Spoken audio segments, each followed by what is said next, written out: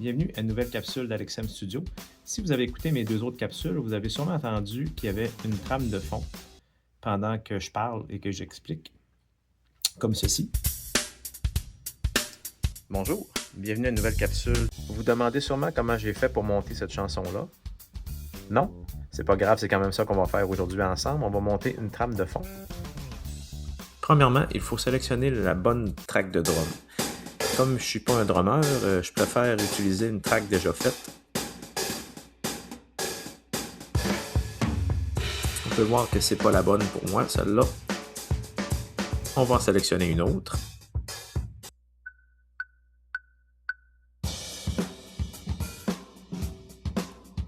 Ouais, ça c'est parfait. Donc, une fois qu'on a sélectionné la bonne trame de batterie, on va extraire l'audio de YouTube. On va insérer la track de batterie à sa place que je lui ai préparée.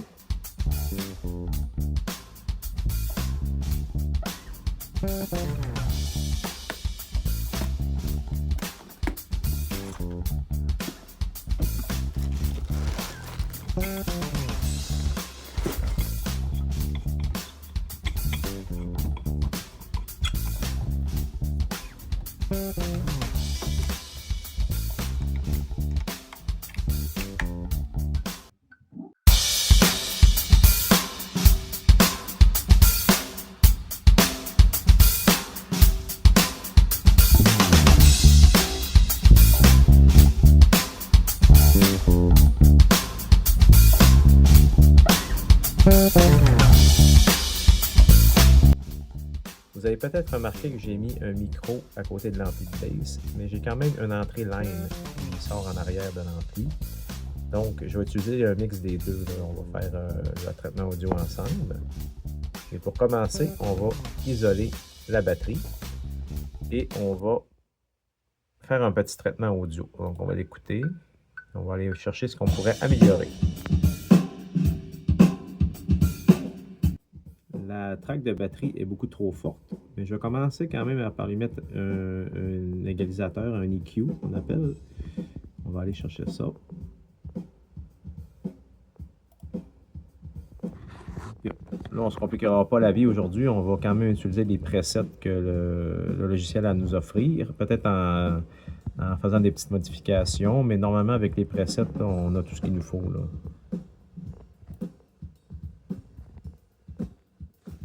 Ensuite, on va lui mettre un compresseur qui va aller diminuer fortement le son. On va aller enlever du gain. Donc, encore une fois, on va utiliser les presets. Là, j'y vais un peu, je vais y aller un peu au pif. Ouais, essayons Opto Drum Kit. Qu'est-ce que ça dit? Ouais. On voit que c'est allé chercher un peu le son du snare. Ça l'a fait ressortir un peu. Je ne déteste pas du tout. On va mettre une distorsion plus hard. Et on va descendre l'output. On va commencer par enlever un 6 dB, là, je dirais. Là. Ce qui est assez agressif quand même. Là, comme vous voyez, ça a calmé un peu son entrée. Et pour finir, on va lui mettre un multipresseur qui se trouve être un compresseur à bande multiple. C'est un outil que j'ai découvert justement avec Logic Pro puis que j'adore maintenant, je ne peux plus m'en passer. C'est simple, on va encore une fois utiliser le compresseur, les presets, excusez-moi.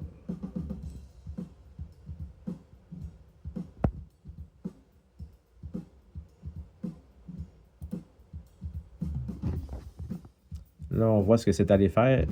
Ça a amplifié les fréquences basses. Les fréquences basses, mid, ça les a baissées. On peut quand même peut-être en remettre un peu, là, je dirais. Là. Puis moi, je mettrais un petit peu plus de... Ah oui, c'est aller chercher plus de clarté. Parce que nous, ce qui accompagne la track de drum, ça se trouve être de la bass. Donc, on ne jouera pas dans les mêmes fréquences. Là. On va maintenant isoler la première track de bass, qui se trouve être l'entrée directe qui sort de l'ampli. Allons-y. Bon, premièrement, ça, c'est pas assez fort, c'est certain. On voit qu'il manque un peu de punch. On va aller chercher ça. Commencer par mettre l'égalisateur.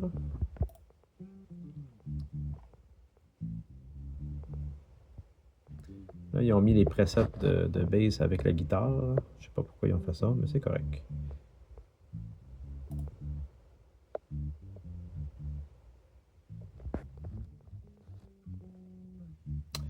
C'est très satisfaisant comme son de bass. Je ne toucherai pas au preset. On va laisser comme ça. Maintenant, on va aller chercher un petit peu de power en mettant un compresseur.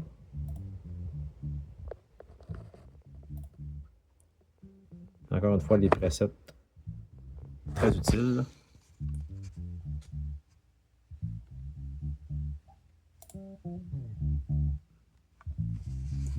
Ouais, déjà, c'est aller chercher un petit peu là, plus de punch. Puis, tout ce qu'on va faire, c'est mettre un petit peu plus d'output. Un petit 3 dB devrait faire toute la différence.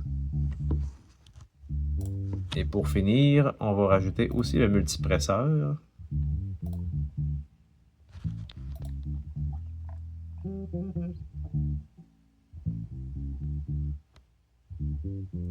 Allons-y avec... Bon. Là, il y a un peu d'exagération. On va baisser ça.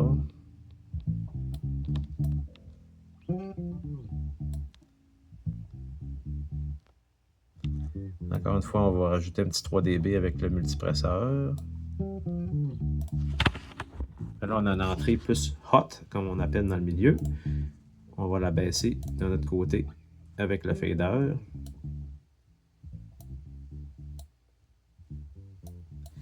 On va maintenant faire un petit mix final sur la track du master, de la sortie, si on veut. Je vais faire la même... Là, je vous ai épargné la troisième track. Là, je l'ai faite hors caméra parce que c'est un peu la même histoire que la deuxième. Là, mais j'ai mis une autre sorte d'EQ et une autre sorte de compresseur, par contre. Maintenant qu'on a terminé de faire track par track, on va aller faire un genre de mastering final sur la sortie, sur le stereo out. Ça va mettre une certaine cohésion à tout ça. Ça va appliquer la même modification à tout, si on veut. Donc, un peu même principe. Là, je vais mettre un channel EQ, un compresseur, un multipresseur, puis je vais vous faire écouter le résultat. Voici qui termine la chanson. On va aller écouter le résultat ensemble. Merci.